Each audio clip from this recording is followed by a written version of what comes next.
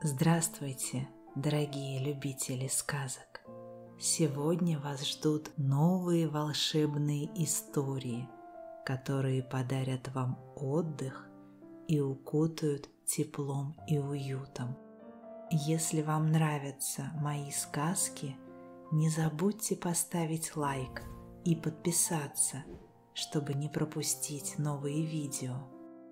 А теперь расслабьтесь, устройтесь поудобнее и приготовьтесь к волшебному путешествию.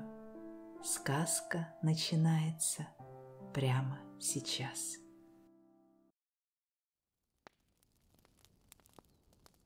Сказка «Соломенная шляпа».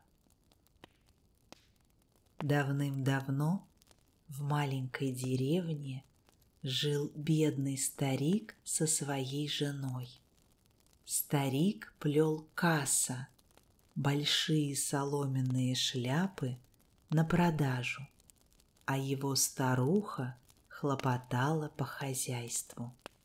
Однажды, в самый канун Нового года, старушка посмотрела в рисовый ларь и увидела, что риса осталась одна жалкая горсточка. В тот день выпал снег настолько глубокий, что они не могли собрать соломы для шляп.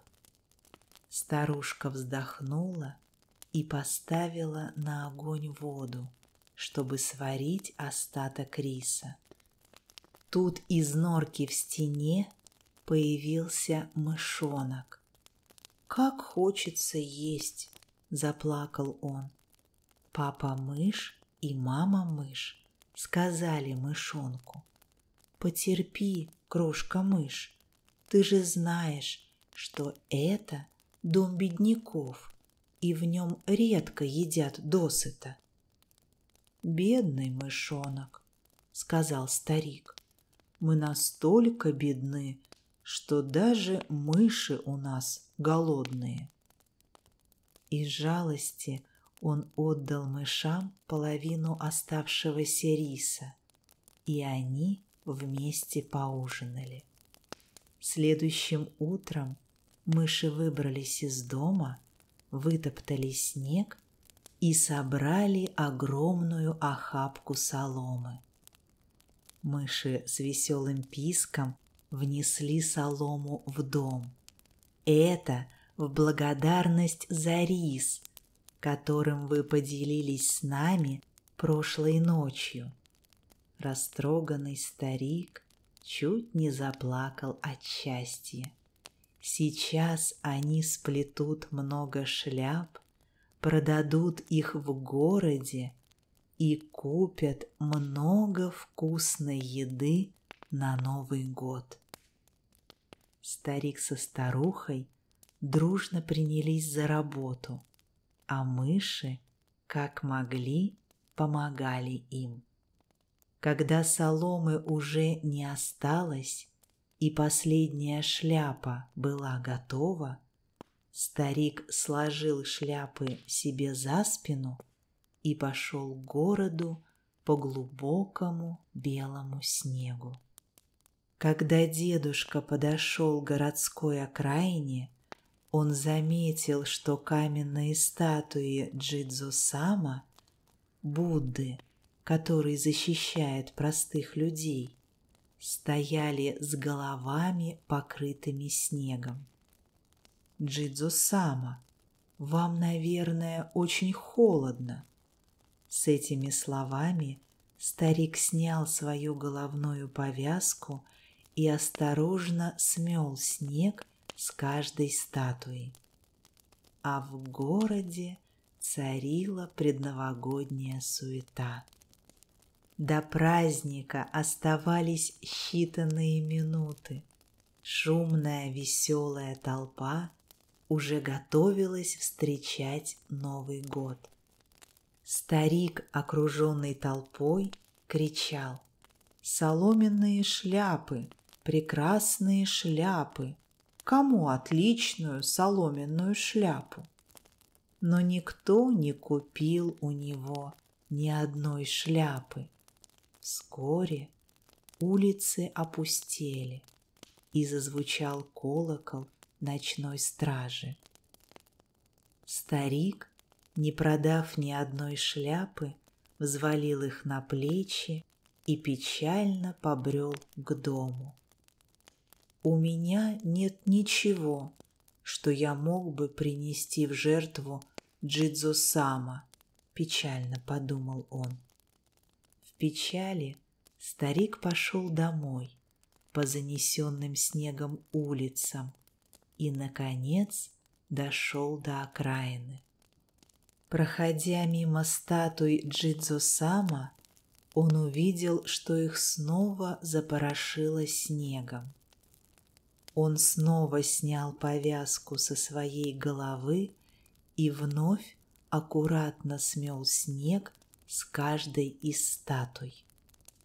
«Я не продал ни одной шляпы, я не купил ни яблок, ни ватрушек.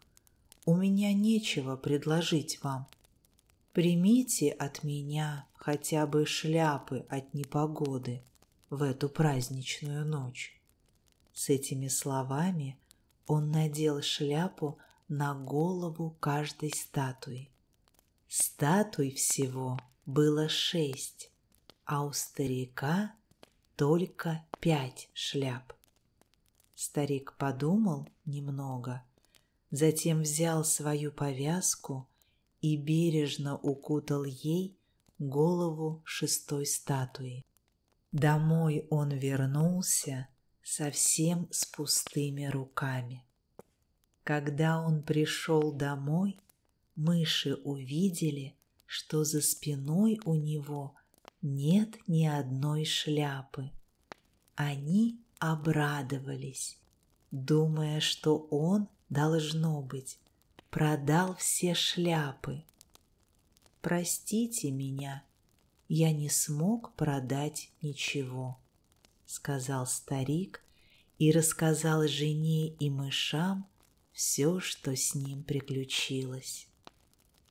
Старуха, послушав, утешила своего мужа. «Ты сделал доброе дело. Давайте вместо ватрушек поедим солонины, а вместо чая вскипятим воды и встретим наступающий Новый год». И вдруг в полночь они услышали громкие крики с улицы. «Новый год пришел! Новый год наступил! Где здесь дом старого продавца шляп?» Удивительно, что это были голоса статуй Джидзо-сама, которые подошли к самому дому стариков.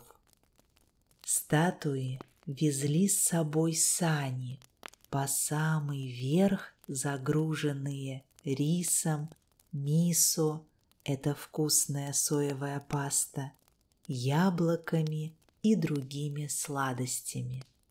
Спасибо вам за ваши прекрасные шляпы, уважаемый продавец шляп.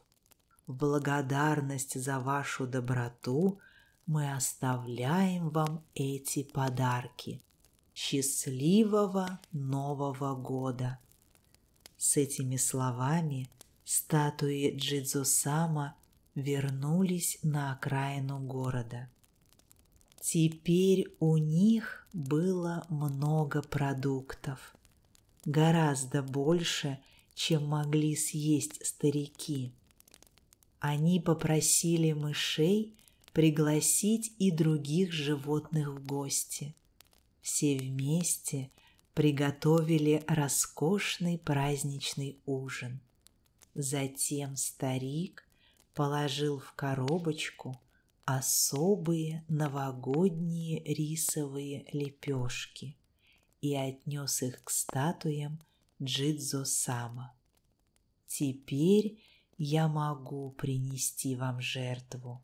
Спасибо вам». Старик вернулся домой и вместе с женой, мышами и их новыми друзьями весело встретил Новый год.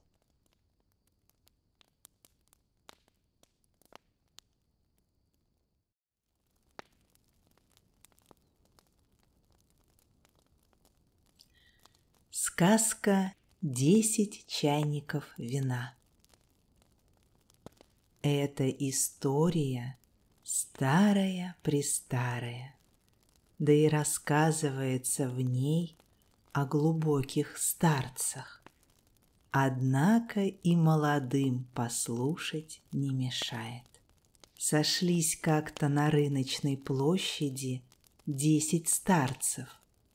У одного борода белая, у другого черная, у третьего полубелая, у четвертого получерная, у пятого ни белая, ни черная, у шестого старца борода как борода, у седьмого борода как пакля, у восьмого как сено клочок, у девятого как соломы пучок, а 10 совсем без бороды. Сошлись они и завели беседу. А дело было незадолго до Нового года. Вот старец с белой бородой и говорит: «Давайте, почтенные друзья мои, встретим Новый год вместе». Остальные 9 в знак согласия кивнули головами. Новый год – большой праздник. Без вина его встречать не годится. И они решили так. В канун Нового года все придут к старцу с белой бородой, и каждый принесет с собой чайник вина. Это мы хорошо придумали. У нас будет настоящий праздник, сказали друзья, и очень довольные разошлись по хижинам. Миновал день, другой, вот и канун Нового года. С утра пораньше старец с белой бородой принялся готовиться к встрече гостей. Чисто прибрал хижину, постелил новые циновки, потом достал с полки большой фарфоровый чайник, чтобы наполнить его вином. Чайник был красивый, весь разрисованный пестрыми цветами. Старец с белой бородой вымыл его, вытер и задумался. 10 чайников вина – это много вина, но и в 9 чайниках тоже много вина. Если слить все вино в котел, кто догадается, что в 10 чайнике вина не было? Подумал так и наполнил свой чайник водой. Пока старец с белой бородой прибирал хижину, старец с черной бородой примерял новый праздничный халат и раздумывал: если к 9 чайникам крепкого вина прибавить чайник воды, вино станет не намного слабее. Зачем же мне тратить лишние деньги? И, сняв праздничный халат, он налил свой чайник воды. В тот же час и в ту же минуту старец с полубелой бородой сказал сам себе: «Вино приятнее пить, когда тебя угощают. Неужели 9 друзей не могут угостить 10-го? Если я налью в свой чайник воды, этим 10-м буду я». Так он и сделал. Готовились к празднику и старец с получерной бородой, и тот, у кого борода была ни белая, ни черная. Один перебрал все чайники в доме, но все они показались ему слишком большими. Не налить ли мне вина только наполовину? Нет, нельзя, могут заметить. Но кто догадается, если я наполню чайник до краев не вином, а водой? Никто. И он налил в чайник воды по самую крышку. Другой рассудил так. Каждый из нас прожил на свете немало лет. О многом мы можем сегодня вспомнить, о многом поговорить.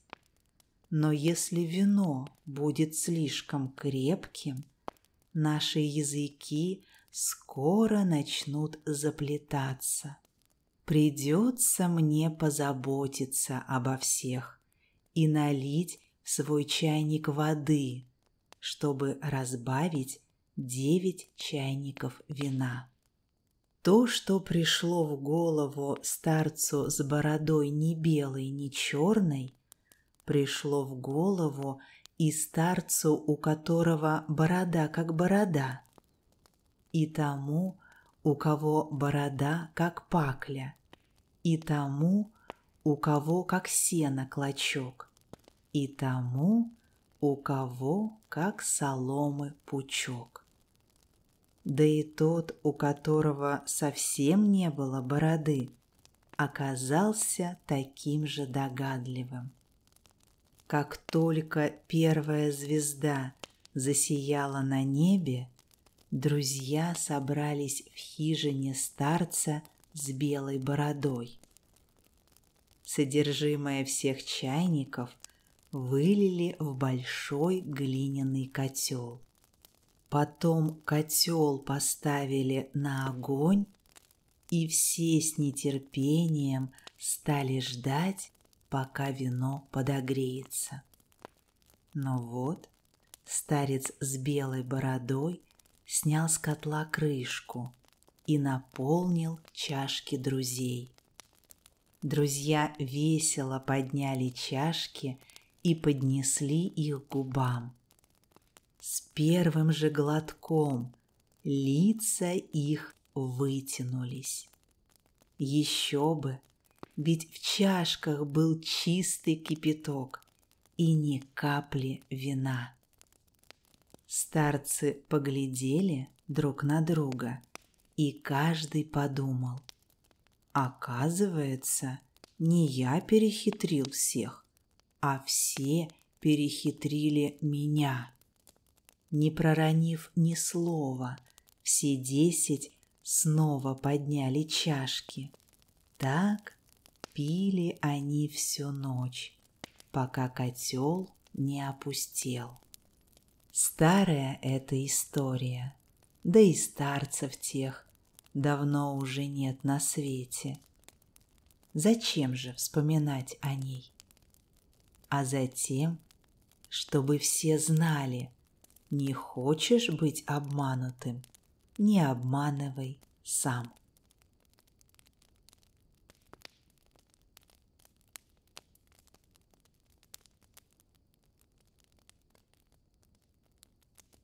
Сказка «Земляника под снегом».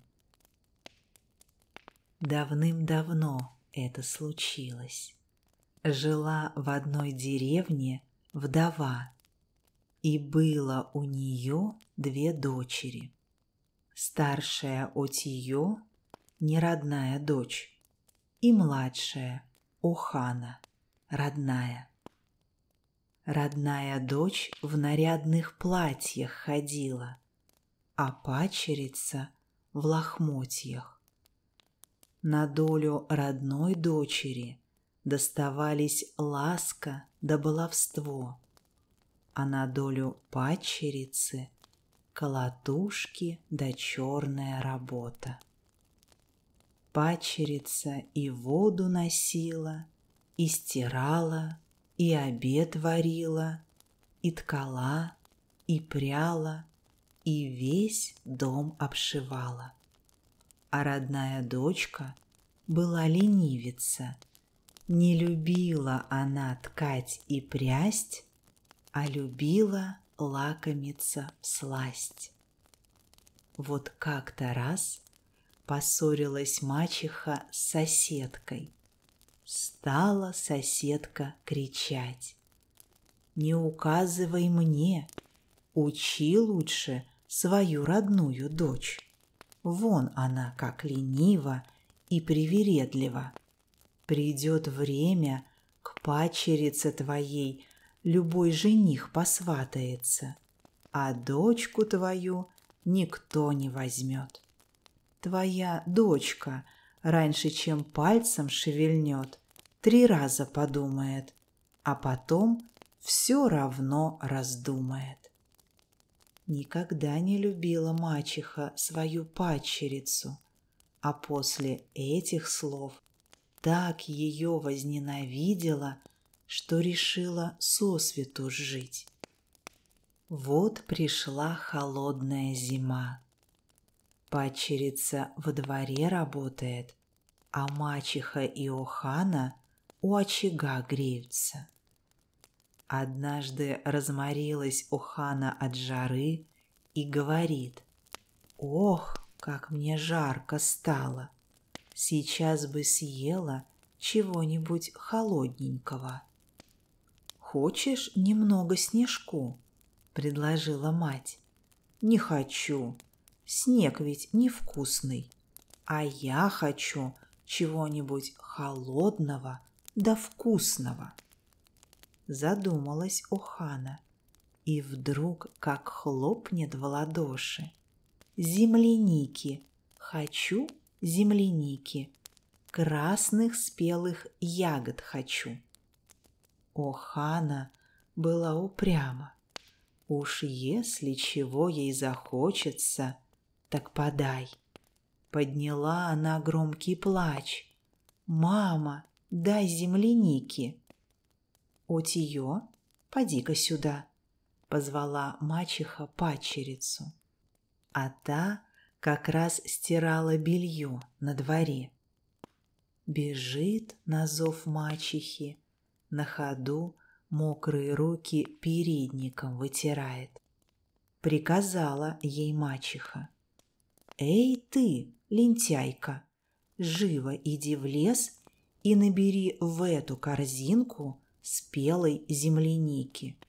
А не наберешь полной корзинки, домой и не возвращайся. Поняла?» «Но, матушка, разве растет земляника в середине зимы?» «Растет, не растет, а одно помни: придешь с пустыми руками, в дом не пущу». Вытолкнула мачеха девочку за порог и дверь за ней крепко-накрепко заперла. Постояла, Отиё на дворе, взяла корзинку и пошла в горы. Зимой земляника не растет, да делать нечего, боится Отиё ослушаться мачеху. В горах тихо-тихо, снег валит хлопьями. Кругом сосны, словно белые великаны, стоят. Ищет Отиё землянику в глубоком снегу, а сама думает: верно, мачеха послала меня сюда на погибель. Никогда не найду я в снегу земляники. Тут и замерзну. Заплакала девочка, бредет, не разбирая дороги. То взберется, спотыкаясь и падая, на гору, то в ложбинку скатится. Наконец, от усталости и холода упала она в сугроб, а снег валил все гуще и гуще, и скоро намел над ней белый холмик.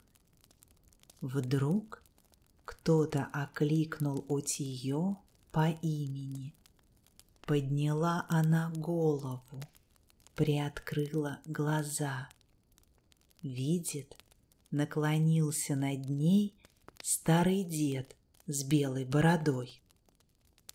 «Скажи, Отиё, зачем ты пришла сюда в такой холод?» «Матушка послала меня, велела набрать спелой земляники», — ответила девочка, еле шевеля губами. «Да разве не знает она, что зимой земляника не растет? Но не печалься, я тебе помогу. Идем со мной». Поднялась Отиё с земли. Стало ей вдруг тепло и радостно. Шагает старик по снегу легко-легко. Отиё за ним бежит. И вот диво! Только что она в рыхлый сугроб по пояс проваливалась, а теперь стелется перед ней крепкая, хорошая дорога. «Вон там, на поляне, спелая земляника», — говорит старик. «Собери, сколько надо, и ступай домой». Поглядела Отиё и глазам своим не верит. Растет в снегу крупная красная земляника. Вся поляна ягодами усыпана. «Ой, земляника!» — закричала Отиё. Вдруг смотрит, старик куда-то пропал. Одни сосны кругом стоят. Видно, не человек это был, а дух, хранитель наших гор, — подумала Отиё. Вот кто спас меня. «Спасибо тебе, дедушка!» — крикнула она и низко-низко поклонилась. Набрала Отиё полную корзинку земляники и побежала домой. «Как? Ты нашла землянику?» — изумилась мачеха. Думала она, что ненавистной падчерицы уже и в живых нет. Покривилась, покосилась мачеха от досады и дала своей родной дочке корзинку с ягодами. Обрадовалась Охана, села у самого очага и давай совать в рот землянику пригоршнями. Хороши ягоды, слаще меда. «Ну-ка и мне дай», — потребовала мачеха, а падчерице ни одной ягодки так и не дали. Прикорнула усталая Отиё у очага и дремлет. Только недолго ей отдыхать пришлось. Слышит, кто-то за плечо трясет. «Отиё! Отиё!» — кричит ей мачеха в самое ухо. «Эй ты, слушай, Охана не хочет больше красных ягод, хочет синих. Ступай живо в горы, собери синей земляники». Но, матушка, ведь уже вечер на дворе, а синей земляники поди на свете нет. Не гони меня в горы, матушка. «Как тебе не стыдно? Ты ведь старшая, должна заботиться о своей младшей сестренке. Нашла же ты красные ягоды». Вытолкала она падчерицу на мороз без всякой жалости, и дверь за ней со стуком захлопнула.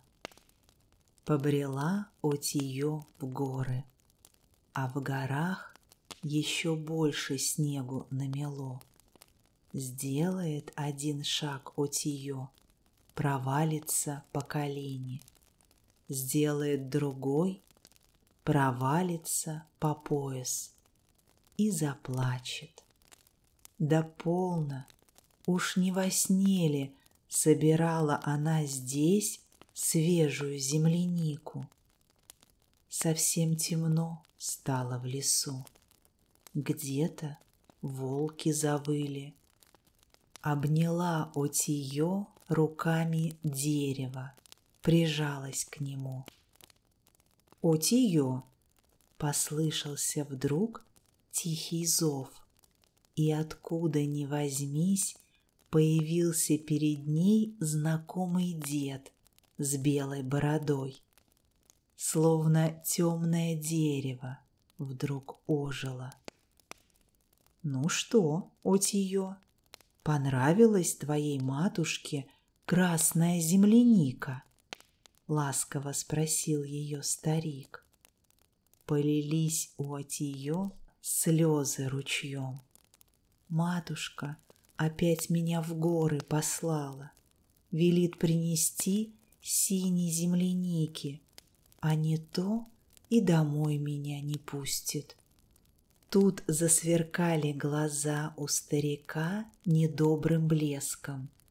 «Пожалел я тебя, оттого и послал твоей мачехе красных ягод. А эта злодейка вон что придумала. Ну хорошо же, я проучу ее. Ступай за мной». Старик пошел вперед большими шагами.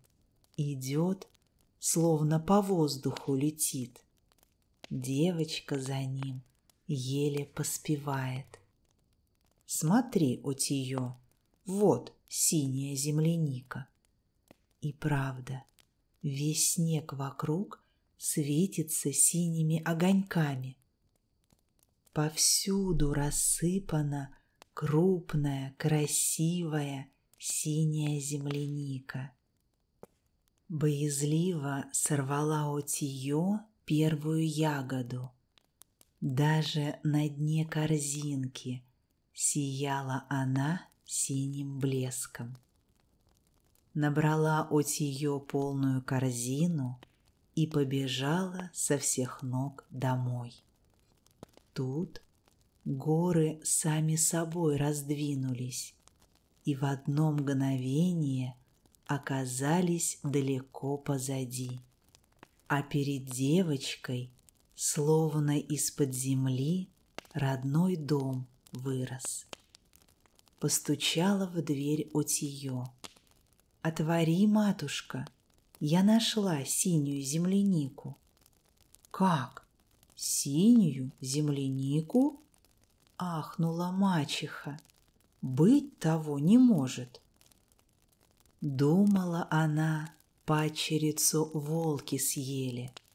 И что же, Отиё не только вернулась живая-здоровая, но и земляники принесла, какой на свете не бывает. Неохотно отперла мачеха дверь и глазам своим не поверила. «Синяя земляника!» Охана выхватила корзину из рук сестры и давай скорей ягоды есть. «Ах, вкусно! Язык можно проглотить! Синяя земляника еще слаще красной. Попробуй и ты, мама!» Отиё начала было отговаривать сестру с мачехой. «Матушка, сестрица, уж слишком эти ягоды красивы, так и сверкают, словно огоньки. Не ешьте их». Но Охана злобно крикнула: «Наелась, верно, в лесу до отвала, да мало тебе. Хочешь, чтоб тебе одной все досталось? Нашла дурочек». И вдруг, как залает, видит Отиё, выросли у мачехи и Оханы острые уши и длинные хвосты. Обратились они в рыжих лисиц, да так с лаем и убежали в горы. Осталась Отиё одна. Со временем вышла она замуж и жила счастливо. Родились у нее дети, много собирали они в лесу красных спелых ягод, но в зимнюю пору земляники под снегом никто больше не находил, ни красной, ни синей.